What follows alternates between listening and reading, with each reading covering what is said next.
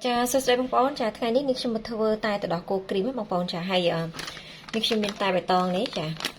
នេះខ្ញុំថ្លឹងរួចហើយនេះខ្ញុំដាក់40ក្រាមបងប្អូនចូលចិត្តរសជាតិស្រាលឬធ្ងន់អីចាសម្រាប់ក្លិនតែចាដាក់តាមចំណង់ចំណូលចិត្តចាទឹកដោះគោខាប់ចាហើយទឹកដោះគោស្រស់ចានេះគ្រីមចាគ្រីមទឹកដោះគោចានេះខ្ញុំយកម៉ាក់ហ្នឹងបងប្អូនចាហើយសម្រាប់ទឹកនេះកន្លះលីត្រចាតោះចាកុំឲ្យចាំយូរយើងទៅមើលពីរបៀបធ្វើចាំបងប្អូនដាក់ឆ្នាំងរួចហើយចាក់តែរបស់យើងចូលចាបន្ទាប់មកនេះខ្ញុំបើកភ្លើងយើងបើកតិចបានណាចាបន្ទាប់មកយើងលីងតែរបស់យើងឲ្យឈ្ងុយសិនណាបងប្អូនចាសម្រាប់តែនេះបងប្អូនអត់ចង់លីងដូចនេះខ្ញុំក៏បានដែរយើងយកទៅដាក់ឆុងចាដាក់ដាំទឹកឲ្យពុះយើងចាក់ចូលហ្មងក៏បានដែរចាចាអញ្ចឹងនេះខ្ញុំលីងតែដល់ប៉ុណ្ណឹងបងប្អូនចាយើងលីងឲ្យឈ្ងុយចាបន្ទាប់មកទៀតនេះខ្ញុំចាក់ទឹកចូល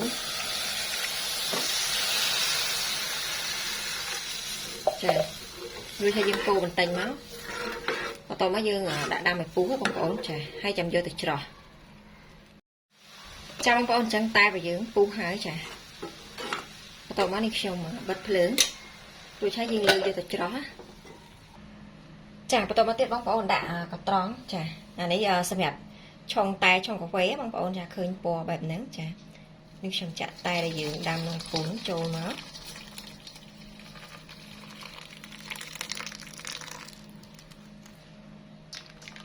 ចាបន្តមកទៀតនេះខ្ញុំដាក់គ្រីមសម្រាប់គ្រីមនេះខ្ញុំដាក់2ខាំកន្លះបងប្អូនចាគ្រីមទឹកដោះគោបន្តមកយើងកូរឲ្យលាយមកចាបន្ទាប់ពីនេះខ្ញុំកូរអាលីហើយចាបន្តមកទៀតទឹកដោះគោខាប់នេះខ្ញុំដាក់កន្លះកំប៉ុងបងប្អូនចាបងប្អូនចូលចិត្តរសជាតិបែបណាយើងដាក់បែបហ្នឹងចូលចិត្តផ្អែមខ្លាំងឬក៏អត់សូវផ្អែមទេយើងថែមថយបានណាបងប្អូនចាពីព្រោះថាអានេះយើងលាយញ៉ាំខ្លួនឯងទេចាបើសិនជាយើងធ្វើលក់យើងតម្រូវចិត្តភ្ញៀវចា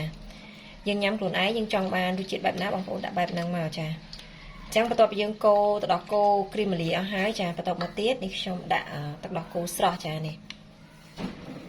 យកប្រភេទសាបបងប្អូនចាបន្ទាប់មកនេះខ្ញុំចាក់ចូល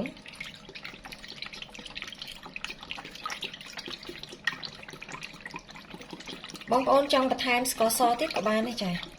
តាមចំណង់ចំណូលចិត្តបងប្អូនណា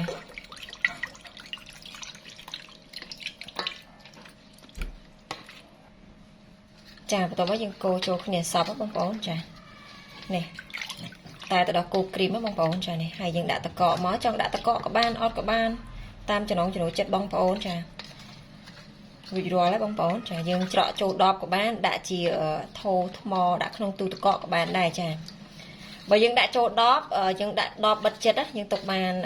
មួយអាទិត្យចាប៉ុន្តែបើសិនជាយើងដាក់ជាថូវិញយើងលាយហើយអញ្ចឹងទុកបានតែ2ទៅ3ថ្ងៃទេចានេះបងប្អូនចាអញ្ចឹងរួចរាល់ហើយ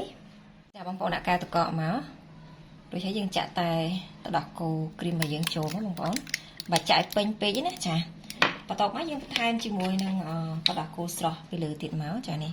ហើយសម្រាប់រសជាតិដូចនេះខ្ញុំបានប្រាប់បងប្អូនអញ្ចឹងចូលចិត្តផ្អែមឬក៏អត់សូវផ្អែមទេដាក់តាមចំណង់ចំណូលចិត្តណាបងប្អូនចានេះតំណងមែនតើចាសម្រាប់រសជាតិឆ្ងាញ់ណាបងប្អូនចាអញ្ចឹងសម្រាប់វីដេអូធ្វើតែទឹកដោះគោគ្រីមនេះគឺមានតែប៉ុណ្្នឹងទេចាអរគុណជំរាបលាបាយបាយ